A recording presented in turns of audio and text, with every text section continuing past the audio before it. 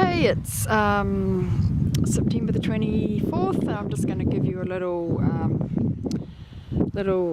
walk around the Thornycroft Isolation Garden, the seed garden, the Koanga Isolation Garden down at Thornycroft. So this time of the year we have a lot of the seed crops that have overwintered are going up to seed. Especially all the ones that have to be in over the winter, and then when the days get longer they start to go up. So this is a crop of white icicle radish seed, just starting to go up to flower, and a bed of carrots going up to flower. They get really tall, they get taller than the radishes by the time they're fully flowering. I think this is white Belgian radishes, and then we've got a bed of turnips, white icicle turnips, and beetroot, golden beetroot, and then the comfrey berry around the outside's all just starting to come up. And then here we have 4 beds of peas for seed. I'm not sure which peas they are down here this year, might be Southland snow peas. Peas are really hard to grow to seed. We have to cover them from the birds. So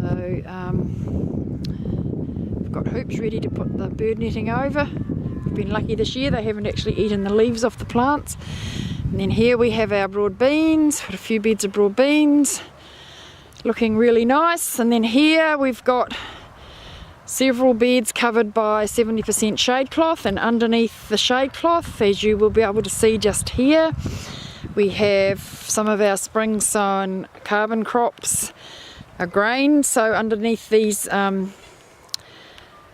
green mats, we have hullis barley and hullis oats and kamut wheat, and they're all actually about only a few days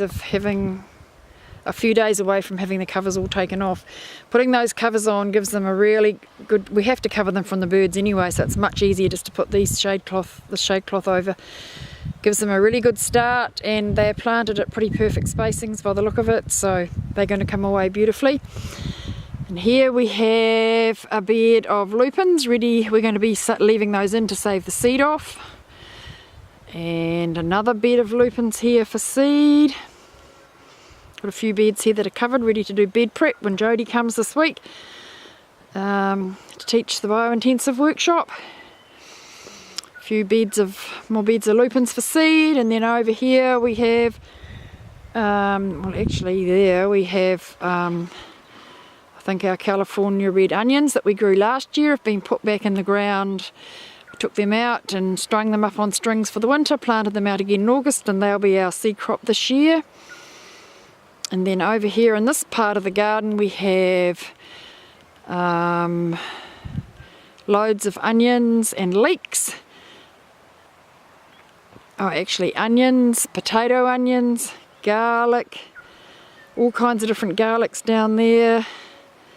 All garlic and onions, yep. And here is some Endivia scarola, some endive. So yep, the garden's partially in crops that are flowering from the ones that were planted last autumn, and right in the middle of being planted again for this next season. Lots of beautiful crops.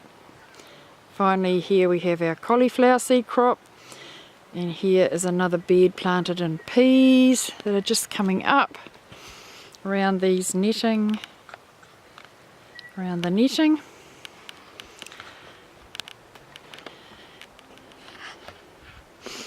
Yep, and then out here we have big piles of compost material. Oh, there's a lovely compost heap there, and a whole lot of compost material ready to make a compost heap with Jodie in the biointensive workshop next week.